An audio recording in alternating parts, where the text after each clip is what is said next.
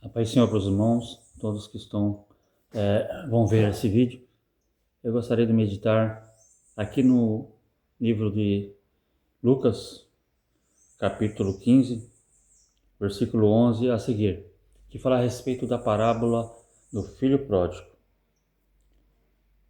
Não vou ler aqui, vou ler só o primeiro versículo e depois nós vamos comentar sobre esses versículos da parábola, porque se eu for ler é uma leitura extensa, então vou somente ler o primeiro versículo para dar início no vídeo. Olha só, Jesus continuou: certo homem tinha 2 filhos. O mais moço deles disse ao pai: Pai, dá-me a parte dos bens que me pertence. E o pai repartiu os bens com os 2. Somente esse versículo. Essa parábola é bem conhecida no povo, muito pregada, já ouvi pregação a respeito de assunto de várias formas, de várias maneiras. E eu gostaria de trazer uma palavra para que possa edificar as nossas vidas. Muitas vezes nós se sentimos e estamos também na condição desse filho pródigo. Eu gostaria de falar aqui sobre estágios progressivos na parábola do filho pródigo. Estágio progressivo, ou seja, crescimento pouco a pouco nessa situação dele. O primeiro estágio da vida desse moço, do filho pródigo, foi o estágio do egoísmo, da autossuficiência. Ele foi egoísta e autossuficiência. Ele se achou que ele queria, pelo egoísmo dele, ser autossuficiente. O que quer dizer isso? Ele só pensou em si. O versículo 14 e o 15, o versículo 11 e o 13, melhor dizendo, fala a esse respeito, sobre o seu egoísmo e sobre a sua autossuficiência. Foi o que eu li aqui, olha. Jesus continuou: certo homem tinha 2 filhos. O mais moço deles disse ao pai: dá-me a minha parte dos bens que me pertence. E o pai repartiu com os 2. E depois ele passou poucos dias depois, o filho mais novo, ajuntando tudo, partiu para uma terra longínqua e ali desperdiçou os seus bens vivendo dissolutamente.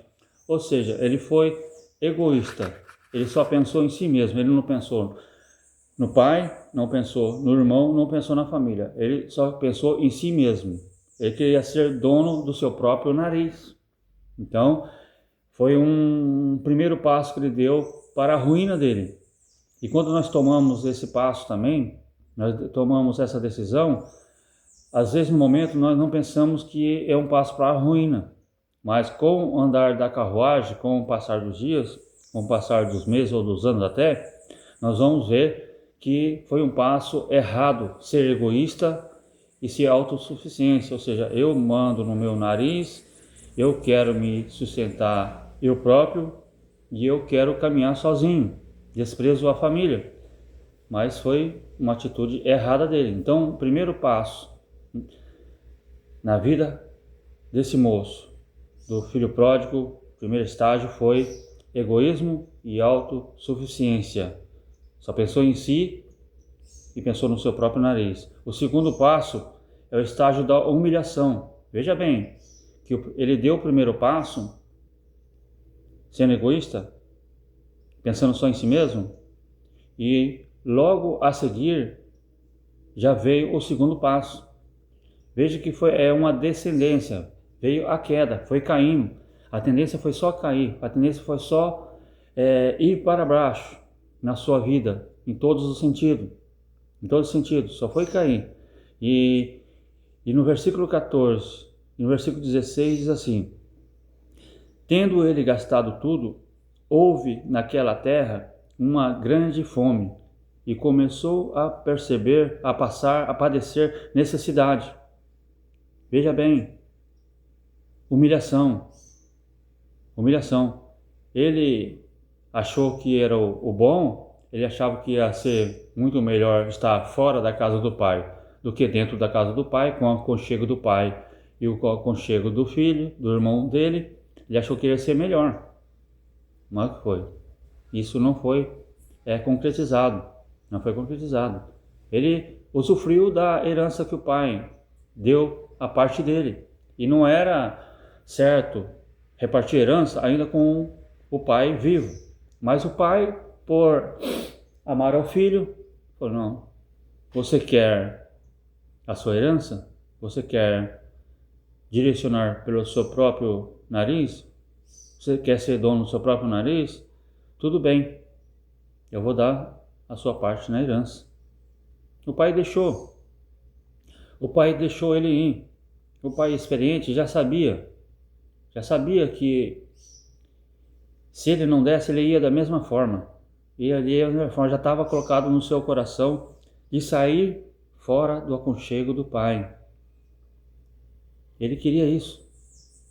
O pai experiente já sabia que ele ia passar por muitas dificuldades, muitos problemas fora ali do aconchego do pai, porque o pai amava ele, que o pai dava tudo para ele, mas ele não reconhecia isso que o pai fazia por ele. Não é assim que acontece muitas vezes com muitos na igreja? Eles estão dentro da casa do Senhor, eles estão ali se alimentando da palavra de Deus, eles estão sendo abençoados por Deus, eles estão recebendo os benefícios do Senhor, refrigério, vitórias, cura de enfermidades, são abençoados com dons espirituais, com a presença de Deus. Mas muitos eles caem na bobeira de querer experimentar algo fora da casa do Pai, achando que estar fora é melhor do que estar dentro da casa do Pai. E é um engano, é uma cegueira que o diabo coloca na vida de muitos que estão na casa do Senhor. E acham: não, aqui fora eu tenho coisa melhor para você. E eles não suportam as ofertas do inimigo, do diabo, e cedem. E vão: pá, Senhor, eu vou cuidar do meu próprio nariz fora da sua presença, que eu acho que é melhor. Acho que é melhor. Mas é uma decisão errada. Decisão errada. Tomam essa decisão, depois passam pelo mesmo problema, pela mesma dificuldade que esse filho pródigo passou.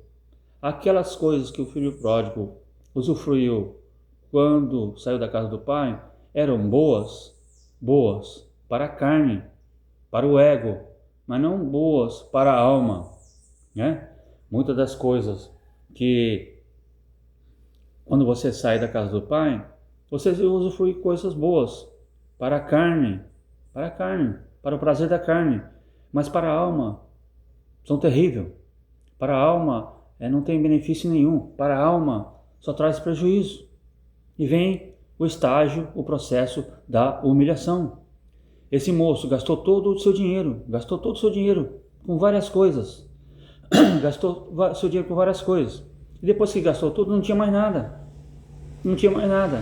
porque enquanto ele tinha dinheiro, enquanto ele tinha herança, ele tinha muitas coisas a usufruir, porque o dinheiro comprava, mas o dinheiro acabou, não pôde comprar mais nada, porque o que supria a necessidade dele era o dinheiro da herança. Não é assim na casa do Pai. Na casa do Pai, na casa de Deus, a herança não acaba, a herança não tem fim. As bênçãos de Deus são infinitas. Você hoje pode estar desempregado, você hoje pode estar enfermo, mas você hoje mesmo, você pode ter uma porta aberta por Deus para você de um emprego. Você pode ter a tua enfermidade curada por Deus hoje, ou amanhã, ou depois da manhã. O quando necessário de Deus para você, tem para você, não é infinito. Quando a sua fé está acabando, está pouca, Ele vai lá, abastece a sua fé, você crendo, você pedindo. Ele te enche de fé novamente. Agora lá no mundo, se você saiu fora, se você está fora, acabou o dinheiro, acaba os amigos, acaba o sofrimento, acaba tudo. Só vem humilhação, só vem humilhação. Aquele moço, ele estava cheio de dinheiro, cheio de amigos, cheio de mulheres, cheio de prazeres, mas o dinheiro acabou. E os amigos foram saindo um a um, os prazeres foram embora um a um, e ele ficou sozinho com a humilhação. E ele não tinha mais dinheiro, foi atrás de uma solução: trabalho. Foi procurar trabalho, não achou em lugar nenhum. Não achou trabalho. Fora da casa do pai, não achou nenhum trabalho digno. O único trabalho que ele achou foi cuidar de porcos, que é humilhação para o judeu trabalhar com porco. Porco, um animal imundo na época, né? Animal imundo e proibido por Deus dos judeus se alimentarem ou fazerem criação, porque era um animal tido por Deus como imundo, deveria ser respeitado o mandar de Deus na época para o judeu. Então era uma humilhação, e foi o único emprego que ele conseguiu: apacentar porcos. É isso que acontece quando a pessoa sai da casa do pai. Ele passa por um processo de humilhação. Ninguém quer lhe dar emprego, ninguém quer lhe ajudar, ninguém quer socorrer. Humilhação. Por isso, devemos tomar a atitude de filhos gratos a Deus. Nunca sair da presença de Deus, da casa do Pai, por mais difícil que seja a situação, por mais difícil, por maior que seja o seu problema. Nunca arrede os seus pés da casa de Deus. Fique na casa de Deus, fique na presença de Deus, porque na presença de Deus há abundância de alegria. Na presença de Deus há suprimento, há ajuda, há a proteção de Deus para você nos momentos difíceis.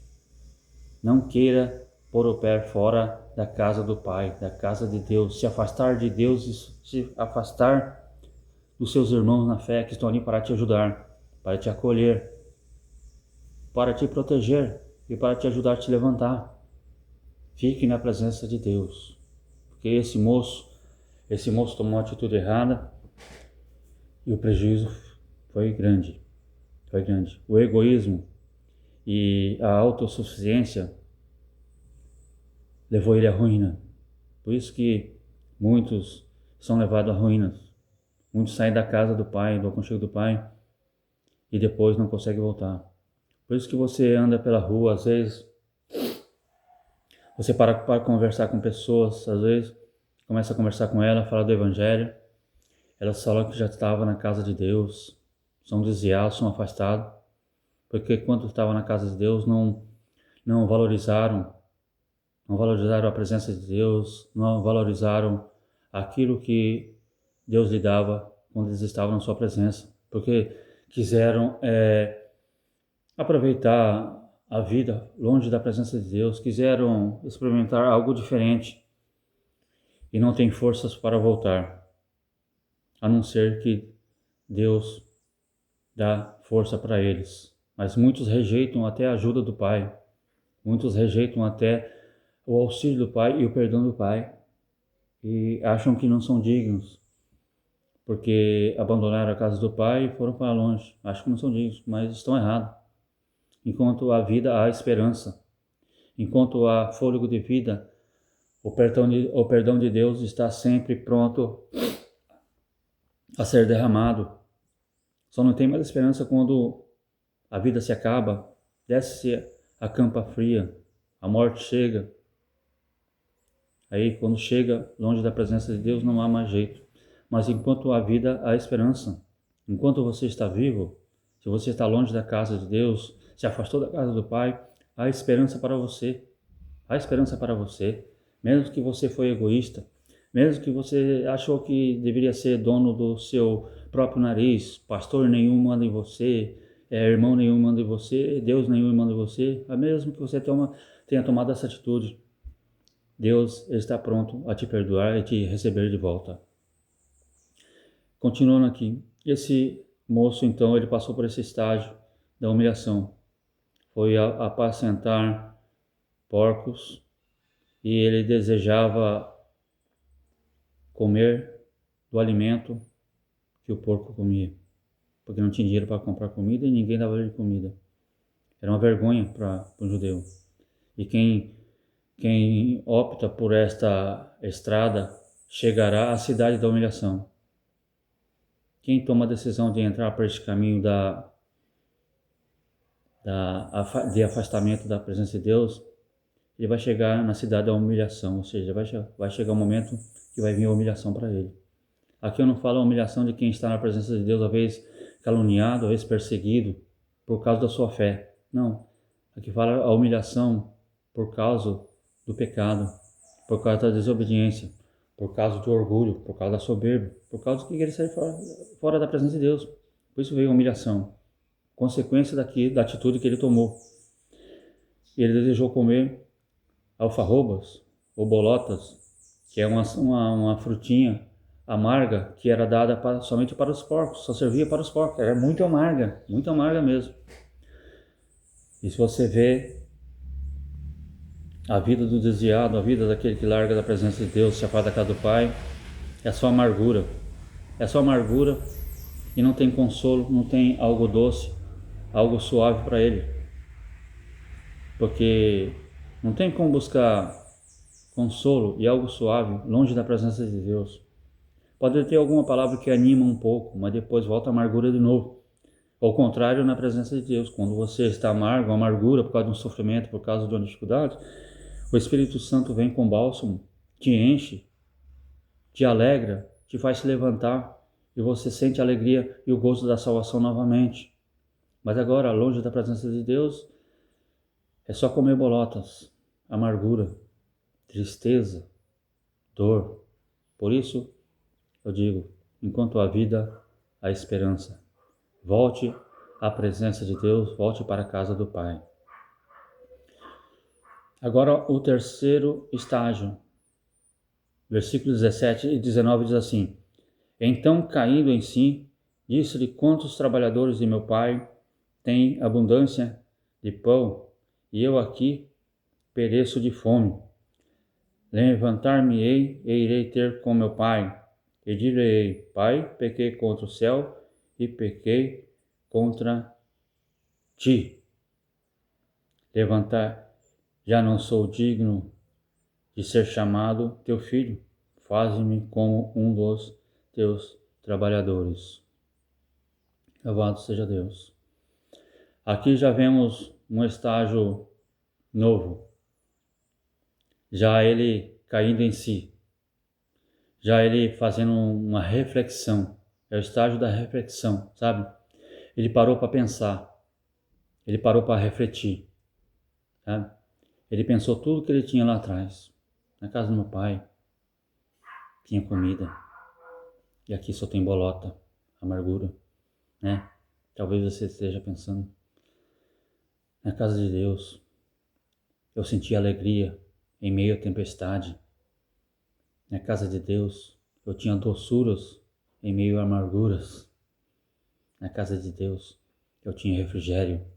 Na casa de Deus eu tinha gozo, eu tinha paz em meio à turbulência da vida. Aqui a tempestade vem e afunda o meu barco. A tempestade vem e me arrasa. Eu não tenho quem lance o salva-vida, um boia, algo para mim me segurar e não afundar. Esse moço, ele refletiu. A condição de dificuldade extrema induziu ele a refletir. A dificuldade extrema, falta de alimento, falta de aconchego, falta de tudo, levou ele a fazer uma reflexão. Ele refletiu. Talvez seja tempo de refletir na sua vida. Você que está afastado da casa de Deus, para pensar o que você está passando hoje, o que você está vivendo hoje. Pensa um pouquinho. Vale a pena continuar nessa situação? Vale a pena passar por esse processo difícil longe da casa do Pai? Pensa um pouquinho. Esse moço, não. Na mente dele passava. Eu tinha lá meu pai, me abraçava. Tinha meu irmão. Tinha os trabalhadores. Tinha alegria. Tinha tudo. Tudo se passou pela memória dele. Ele refletiu. Reflita, reflita, reflita. Às vezes tem muitos que não saíram da casa do Pai, mas vivem como se tivesse saído, porque não desfrutam dos benefícios do Pai, não desfrutam das bênçãos de Deus, desprezam e vivem na prática do erro, do orgulho, da autossuficiência, vivem na prática da humilhação, vivem sendo humilhado e não reconhece a grandeza de Deus, a soberania de Deus na sua vida, dentro da casa do Pai. Reflita você também. Veja como você está vivendo dentro da casa do Pai. Talvez você não saiu, está dentro, mas como se tivesse a mente, o coração está fora. O orgulho está colocando você fora da presença de Deus. Reflita. Esse moço, ele refletiu. A condição, a dificuldade dele estava extrema. Estava muito difícil a situação dele. Chegou a hora de ele parar para pensar. Tem hora na nossa vida que devemos parar para pensar. Se estamos realmente dentro da casa do Pai, alma, corpo e espírito. Totalmente dentro da casa do Pai, da presença de Deus. Se estivermos fora, vamos refletir, vamos voltar para a casa do Pai. Agora, o quarto estágio que eu vejo aqui, no versículo 20, diz assim: Então levantando-se foi para seu pai. Quando ainda estava longe, viu o seu pai e moveu-se de íntima compaixão. E correndo, lançou-lhe ao pescoço e o beijou. Veja bem, aqui nesse versículo a gente tem uma ideia sobre o que aconteceu. Ele agiu, o moço, ele agiu. Teve o estágio da ação. Ele não ficou somente refletindo. Ele falou, levantar-me-ei, ou seja, vou me colocar de pé. Eu vou agir e vou voltar para a casa do meu pai. É isso que você tem que fazer depois de você refletir, de você reconhecer que você está errado, que você tomou uma decisão errada e saiu fora. É hora de você agir. Não somente pensando que você está errado, que você errou, tomou a decisão errada. Não é somente isso. Agora, tome uma atitude de ação. Se levante. Volte à casa do Pai. Vai em direção à casa do Pai. Volte à presença de Deus. Se arrependa. Volte à presença de Deus. Porque Ele está de braços abertos para te receber de volta. É engano do diabo quando ele fala para você, você não tem mais jeito, você não tem mais solução. Não, você tem solução sim. Enquanto estiver vida, fôlego de vida em você, há solução, há jeito sim. Volte à casa do Pai. Você que está fora, volte à casa do Pai. Você que está dentro, mais longe da presença de Deus, porque o teu coração está fora, volte também à casa do Pai. Volte à presença de Deus. Levante-se, haja, tome uma atitude de ação, haja. Faça algo para melhorar. O que vai melhorar a sua vida é você voltar à presença de Deus. O que vai melhorar a nossa vida, a minha vida, é voltar à presença de Deus. Volte. Esse moço, ele reconheceu a necessidade de mudança. Ele reconheceu necessidade de mudança. Você tem que reconhecer que você precisa mudar. Eu tenho que reconhecer que eu preciso mudar. Quem está fora tem que mudar. Quem está dentro tem que mudar também. Porque sem a presença de Deus, sem o aconchego do Pai, nós não somos nada. Reconheça que você precisa de mudança e tome uma atitude corajosa e haja. Saia caminhando de volta à presença de Deus. O quinto estágio aqui é o estágio da compaixão. Veja bem, os estágios. O primeiro estágio dele foi que ele foi egoísta e que ele se sentiu queria ter autossuficiência. O segundo estágio foi que ele passou por humilhação. O terceiro estágio foi que ele refletiu. O quarto estágio foi que ele agora se arrependeu e ele agiu. Ele se levantou e foi em direção à casa do Pai. Agora, o quinto estágio já não parte dele, parte do Pai para ele. Ó. É o estágio da compaixão. O versículo 20 e 21 diz assim: Então, levantando-se, foi para seu pai. Quando ainda estava longe, viu o seu pai e se moveu de íntima compaixão.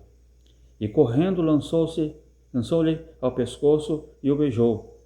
O filho lhe disse: Pai, pequei contra o céu e perante ti, já não sou digno de ser chamado seu filho.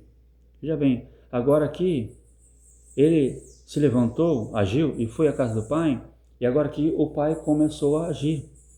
Agora não dependia mais dele. Ele fez o que deveria fazer, reconheceu que precisava de mudança, se levantou e foi à direção da casa do pai. E ele voltando à casa do pai, veja bem a atitude do pai. O pai lhe viu ao longe. Veja bem que a visão do pai dele, dessa parábola, o homem dessa parábola, ele já era velho, passado em dias. E olha a visão do homem. Enxergou o filho longe. Deus, ele é assim. Ele enxerga lá longe. Ele é onisciente, onipresente. Ele enxerga longe. Ele vê quando você está longe tomando atitude, querendo chegar para perto. E ele de longe, Deus, já sabendo que você vai voltar, que ele sabe todas as coisas, ele está pronto para te abraçar, para te beijar, para te perdoar. Veja bem, aquele pai viu o filho longe e o filho vindo caminhando. Veja bem, o filho vinha caminhando e o pai saiu correndo ao seu encontro, abraçou ele, beijou ele. Era vergonha para um chefe de família, um judeu na época, sair correndo. Poderia levantar as suas vestes, mostrar as suas vergonhas. Mas ele não se preocupou com nada disso. Ele queria abraçar o seu filho, sentir o seu filho nos seus braços novamente, porque ele estava longe, agora tinha se arrependido, tinha voltado. O seu pai com certeza falou assim: eu sabia que ele iria se machucar e ia voltar. Eu quero que ele sinta o meu amor.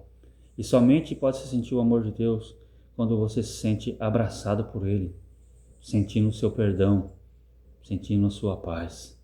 Aquele moço, eu creio que aquele moço, quando sentiu o abraço de Deus, do pai dele, olha, veio o calor humano, ele sentiu o amor do pai, ele sentiu o perdão do pai, ele sentiu que o pai não se lembrava mais do que a atitude errada que ele tinha tomado. Ele somente desfrutou daquele abraço do pai, que significava muito para ele. E se você tomar atitude, se você voltar à casa do pai, se você tiver a ação de caminhar em direção a Deus, quando você chegar, ele vai te abraçar. E ele te abraçando, você vai sentir o perdão. Você vai sentir a paz que você perdeu. Você vai sentir a alegria que você perdeu. Você vai sentir o conforto que você perdeu, a ajuda que você perdeu. Você vai sentir no abraço amoroso e cheio de compaixão de Deus na sua vida. Então, esse foi o estágio da compaixão. O filho estava tão cansado que não podia correr, mas seu pai, já idoso, correu para encontrar com ele. Não estava nem preocupado com o que o povo iria pensar. Ele queria abraçar o seu filho. Deus, ele quer te abraçar. Ele quer transmitir a você a presença dele. Volte e sinta o abraço de Deus na sua vida. Agora o sexto estágio e último estágio é o da restituição. Versículo restituição, estágio da restituição. Veja bem, começou com ele errado e foi começar melhorando. Tudo pelo reconhecimento dele foi melhorando. Porque ele tomou atitude, né? Porque ele viu que estava errado. Então começou a melhorar. Quando nós reconhecemos que está errado, as coisas melhoram. Porque reconhecemos que Deus está certo, o Pai está certo e nós estamos errados. E no estágio da restituição, versículo 22 e 24, diz assim: Mas o pai disse aos seus servos: trazei depressa a melhor túnica e vestiu com ela, e pondo-lhe um anel na mão e sandálias nos pés. Trazei o bezerro cevado e matai-o, comamos e alegremos. Veja bem, o que esse pai fez? Ele falou para os seus empregados: olha, vai lá, pega uma roupa nova, pega uma túnica nova, Veja bem, aquele moço estava vestido com a mesma roupa que saiu de casa, já estava rasgado, um trapo. O pai percebeu, por isso que não poderia deixar ele naquela situação com aquela roupa, já que ele voltou ao aconchego. Ele teria que ser conhecido como um filho novamente. E vestido de trapos, ele não ia ser reconhecido como filho. Os empregados não iam respeitar ele, porque sabiam que ele tinha perdido tudo, desobedecido o pai e fugido. Mas o pai falou: não, pega a túnica e veste ele. Veste ele, que ele precisa sentir o cheirinho novo, roupa lavada, roupa nova, sentimento novo. Pega lá a túnica e veste nele. É interessante. Foi lhe dado a melhor túnica. Túnica é uma veste que é costurada de cima a baixo, não tem emenda. Então é algo caro, muito caro, feito do melhor linho. Era o melhor que aquele pai tinha de dar para ele. Deus, ele tem o melhor para você, e já está preparado o melhor para você. Você tem que querer. Ele quer te vestir novamente com uma túnica nova. Ele quer tirar de você esses trapos que a vida lhe deu, que o mundo lhe deu. Ele quer tirar esses trapos e lhe dar uma túnica nova. O que significa uma túnica? Significa veste de justiça. Veste de justiça. É como aquele moço estivesse vestindo a túnica que o pai lhe dava,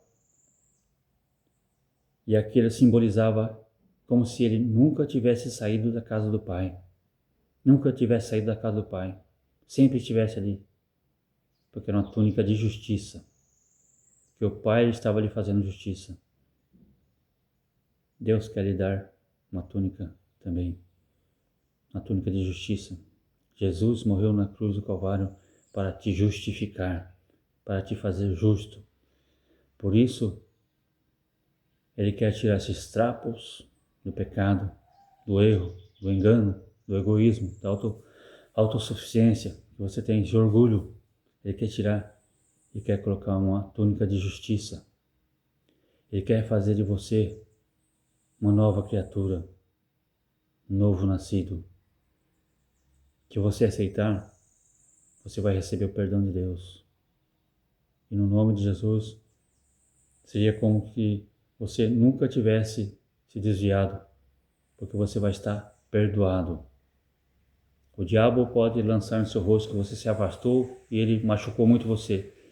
Mas isso é função dele, acusar e lançar em rosto. Mas para Deus, será como se você nunca tivesse se afastado. Porque o que Jesus fez não cobre, mas apaga tudo que você fez de errado e lança no mar do esquecimento tudo que você fez. Esse é um ato de compaixão. Compaixão. Compaixão é o amor botado em prática. É realmente dizer que te ama e demonstrar que te ama, te perdoando e esquecendo tudo que você fez de errado e abençoando a sua vida. É isso que Ele quer fazer com você. E também colocou nele um anel.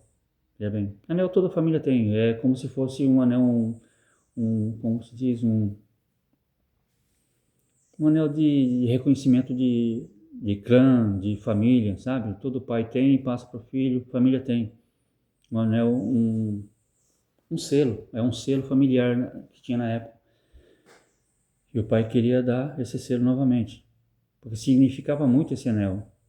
Coloca um anel no dedo. Esse anel significava autoridade, que ele novamente teria autoridade dentro da família, dentro da casa do pai. Os empregados iriam lhe respeitar, porque ele trouxe, naquele anel, simbolizava a autoridade que ele recebeu de volta do pai.